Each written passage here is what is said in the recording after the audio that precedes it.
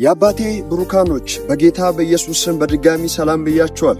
ዛሬም አንድ መልእክት ይዤ ወደ እናንተ መጥቻለሁ። የሉቃስ ወንጌል ምዕራፍ 24 ቁጥር 2 ላይ ድንጋዩ ከመቃብሩ ተንከባሎ አገኙት ይላል።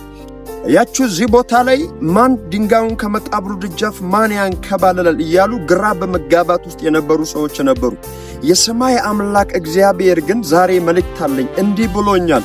በሥራችሁ ላይ፣ በምንጫችሁ ላይ፣ በነገራችሁ ላይ፣ በራያችሁ ላይ የተቀመጠ ድንጋይ እግዚአብሔር አምላክ እንደዚህ ብሎኛል፣ ተንከባሏል ብሎኛል። ሕልምህን የያዘ፣ ራይን የያዘ፣ ጸሎትን የያዘ፣ ኪዳንን የያዘ በዚህ ሰዓት የሰማይ አምላክ እግዚአብሔር እንደዚህ ብሎኛል። ይህንን መልእክት ለምትከታተይ ላንተና ላንቺ የሰማይ አምላክ እግዚአብሔር እንደዚህ ብሎኛል። በኢየሱስ ስም ድንጋዩ ተንከባለለ። በሕይወትን ነገርን፣ ምንጭን ያዘገየ፣ ራይን ያዘገየ፣ ተስፋን ያዘገየ፣ ነገርን ያዘገየ በጌታ በኢየሱስ ስም የሰማይ አምላክ እግዚአብሔር እንደዚህ ብሎኛል፣ ተንከባሏል ብሎኛል። አሜን እያላችሁ ተቀበሉ።